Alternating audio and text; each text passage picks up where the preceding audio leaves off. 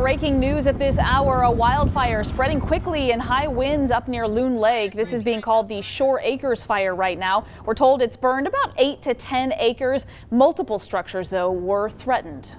Good afternoon, everyone. Thank you for joining us here for Crime 2 News First at 4. I'm Whitney Ward. And I'm Tom Sherry. The fire started just before 2:30 this afternoon. Still unclear how it sparked, but crews from across that area moved quickly because of today's high fire danger. We're told at least 50 firefighters are on the ground or in the air working to control the flames spread. So this is a very popular part of the lake. We've got a map to show you. It's right near a public boat launch and also near the Shore Acres Resort. Now at this hour, we're told firefighters have successfully kept the fire away from homes, although we have learned at least one shed and one garage did burn. As we show you this video again, this was taken at the Shore Acres Resort. Those fire crews still working hard at this hour. They do have a DNR helicopter out there. That's what you can see there right in the middle of your screen. They're dropping the water bucket, of course, getting water from the lake to provide air support to the crews on the ground. Right now, we know there are firefighters from Stevens County, Spokane County, the Bureau of Land Management, and Department of Natural Resources all there to try and get this fire under control. This is, of course, a developing scene, and we do have crews there right now. We'll bring you the latest throughout this newscast as that information does become available. In the meantime, we do have Regina on, who's live there with some new information coming in here just a short time ago. Regina? Hi, Whitney. Yeah, we just got here within the last 5 minutes, and I can tell you Fire Chief Mike Busey with Stevens County Fire Department has to actually escort us up to the scene because it is still going on at this time. I can hear helicopters above me, of course, from the DNR putting water drops on these hot spots, as you had mentioned earlier, 5 to 7 acres at this point.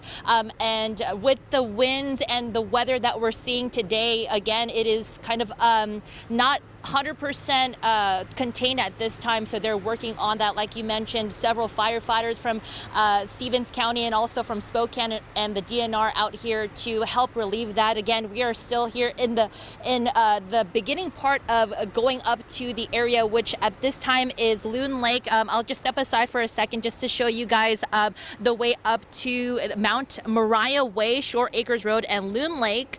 Hand crews from DNR, fire crews from Stevens County District 4 at this time is here as well. No injuries reported, thankfully, and no animals or people are in the area at this time, so that is of course some good news. I did learn that it is at this point a human cause. The reports are showing that it is human cause, but again, it's still under investigation, so we'll be sure to keep you up on the latest information as we get it. But for now, I'm going to go up there, check it out, and bring you another live report here shortly. For now, live here in Stevens County, Regina on Crime 2 News. Regina, thank you so much. Good information there. And of course, this is continuing to develop, and it has changed rapidly over the course of about the last hour and a half. Yeah, it sounds like they're jumping on it. At the same time, this is what we didn't want to have happen because we've got these gusty winds, not just through today, but through tomorrow as well. Now, this is up at the Loon Lake Fire, Highway 395 right there. Temperature is at 83 degrees. At least we're not into the 90s. And the wind is out of the southwest, gusting at times up to 23 miles per hour. We expect stronger winds tonight and again on Saturday. So again, they need to jump all over this. Fire weather warning is in effect across central Washington and the lower Columbia Basin. Doesn't include the Spokane area, but at the same time, it's tinder dry here as well. But out in those areas that are shaded in red, keep in mind that very high winds expected out there. They've even had hotter conditions than we've had here and much, much lower relative humidity. So again, things are very, very dry. We're at 82 degrees right now at the Spokane Airport. Winds are out of the west-southwest at 28 miles per hour. For the weekend, I've got much cooler weather on the way and windy. 69 on Saturday, 67 expected on Sunday. I will tell folks that are over in northern Idaho that there's a chance you might get a few very light showers tomorrow afternoon. But for the most part, I think it's going to be mostly dry. The rest of your forecast coming right up. All right, Tom, thanks very much. And because of course, the dry conditions and the wind that we continue to have, burn restrictions are now in place because of the temperatures and the forecast, and as you mentioned, that lack of rain. So fire marshals across Spokane County issued these restrictions this afternoon just to keep our community safer and reduce the number of human-caused wildfires. So it means unauthorized open burning and recreational fires are all now restricted, and that is indefinite until this order is lifted. So if someone is found to be actually doing an illegal burn of any kind, they could be charged with a misdemeanor crime. And if you walk through the town of Malden, you're going to notice a few new homes and the former post office building now completely torn down. But as that community continues to recover from the Babb Road fire last year, there's still a lot of cleanup that needs to take place. KREM 2's Amanda Rowley was in Malden today and shares why this is a crucial step in rebuilding. The trees here in Malden that are not marked with pink tape are going to get cut down. That's because they pose safety and health risks. Now, the rule of thumb, if a tree doesn't show any green, it's dead. But in the case of this tree, it still has some green on the top, so it has a chance of recovering from the fire.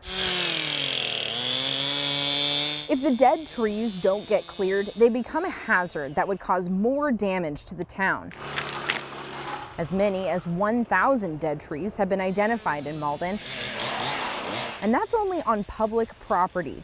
There is just about as many on private properties, but the cleanup is starting on town and county property. This is a crucial step in the community's work to rebuild Malden. Clearing away these dead trees has to happen first before the town can take any other major steps forward. That is why the nonprofit Team Rubicon is here. The group is spending the next week cutting and clearing dead trees here in Malden to help the town move forward. So tonight at 5, we'll share how they are doing just that. Reporting in Malden, Amanda Rowley, KREM 2 News. Well, a man is recovering in the hospital tonight after he was shot by police in Post Falls last night. Yeah, the Kootenai County Sheriff's Office said the man expressed suicidal thoughts and then threatened to kill deputies. Now, according to our news partners at the Coeur d'Alene Press, deputies with the Sheriff's Office and a Post Falls police officer responded to a report of a man walking down the street with a gun to his head. The man had also called 911 while officers were trying to find him. In a recording obtained by the Coeur d'Alene Press, the man told a dispatcher that he was armed with a handgun and intended to shoot or be shot by police.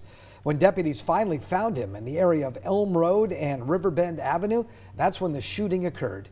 He was transported to the hospital and he is currently in stable condition.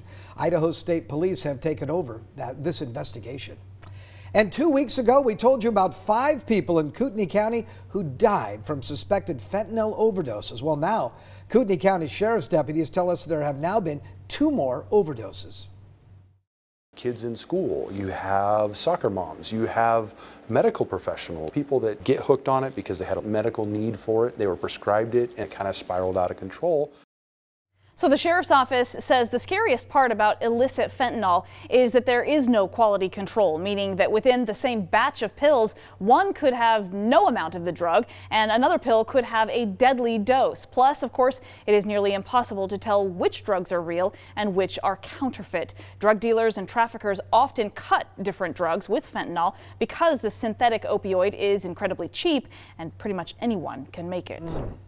Spokane Police Department have launched a new program to investigate older sexual assault cases, and they're taking a look at an extensive backlog of rape kits that have gone unprocessed until now. Victims can use the phone number and email on your screen there to reach out. They say their goal is to seek resolution for survivors of older sexual assault cases, even if the criminal prosecution is no longer available. Well, a pair of videos on social media showing tons of trash scattered around Independence Point in Coeur d'Alene now has locals up in arms, although the city says it's really nothing new. Our KREM 2 News partner, the Coeur d'Alene Press, is reporting one video shows the sidewalks and concrete just littered with, well, you can see it there, half-eaten pizza boxes, empty boxes of alcohol, towels, clothes, wrappers, and empty food containers. The Coeur d'Alene Parks director, though, says this level of littering is actually starting to become kind of the norm. There were some rumors that teenagers were responsible, but police say that's actually not the case. The trash, though, was all cleaned up by Thursday morning. Terrible. Yeah, and what a mess. That's such a beautiful area. Let's really not do is, that anymore. There are some growing concerns tonight. The nation's mass immunization efforts are stalling. Yeah, Idaho is one of the states with the lowest rates in the country.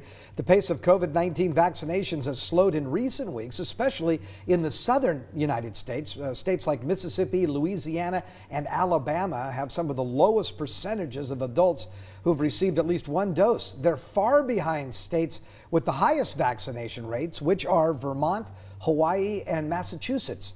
The CDC is warning of a rise in the number of young people that are now being hospitalized with COVID-19. I strongly encourage parents to get their teens vaccinated, as I did mine. Officials are aiming to get at least one shot into the arms of 70% of American adults by the 4th of July. Right now, that number stands at 63%. A staff member at the Spokane Veterans Home has again tested positive for COVID-19.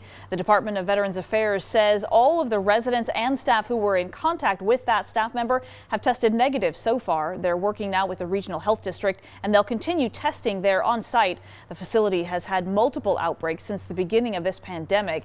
We don't know yet if the staff member who tested positive was vaccinated or not. Well, it is National Donut Day, a great holiday as far as we're concerned.